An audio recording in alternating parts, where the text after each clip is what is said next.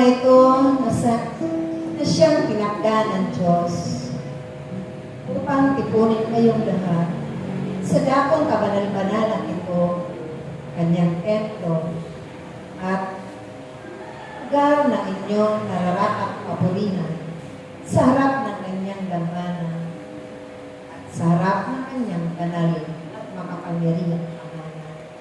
Dahil ito ang kanyang sinasanay sa inyo, gawin ito at ganahin ng buong puso, buong pag-aalay ng inyong mga sarili.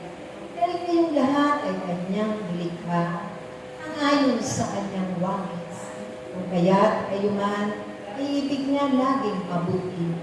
Mabuti sa kapwa, higit sa Diyos na makapangyarihan sa lahat.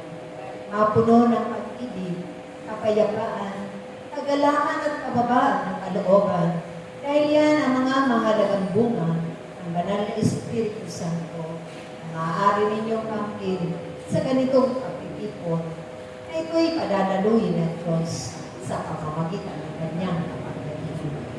Kung kaya't ako ang banal na Espiritu Santo, aking mga anak, na ibig manahan sa inyong mga puso, lalo na kayo na mga nakapalak ng inyong mga kapatid na nailapit sa banal na paanan ng Diyos. Ibig ko na kayo ay aking paghalikan dahil yan ang tunay na pangarap ng Diyos sa kanyang mga nilikha sa mundong ibabaw na ito. Naway, huwag ninyong naliligtaan ang mabubuting bagay na inyong natutunan at narinig sa ganitong pagtitipon sa pamamagitan ng aming gabay at patnubay. Anahanin ninyo ako magpakailanman sa inyong mga puso upang kayo ay aking turuan, paalalahanan, pangunahan sa araw-araw ninyong pamumuhay.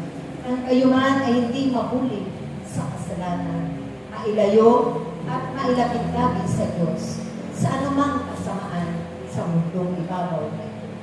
Napagmamasdan ninyo sa mga panahon ito, aking mga anak, kung anong mga kaganapan, kung kaya't kailangan ninyo ang kapangyarihan ng Diyos. Napakahalaga nito at nararapat tanggapin ninyo at pasalamatan sa Diyos. Dahil ito ang inyong gagamitin sa panahon ng labanan.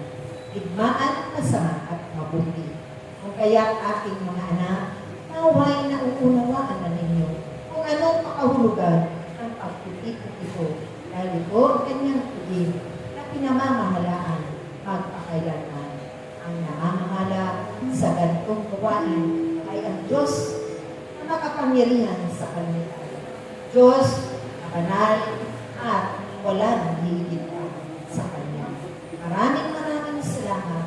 Naway manatili ang pag-iibigan ninyo sa isa't isa at tutulungan, pag-uunawanan at mga biyaya ng kabutihan na namunga sa Diyos. Sa ngalan ng Ama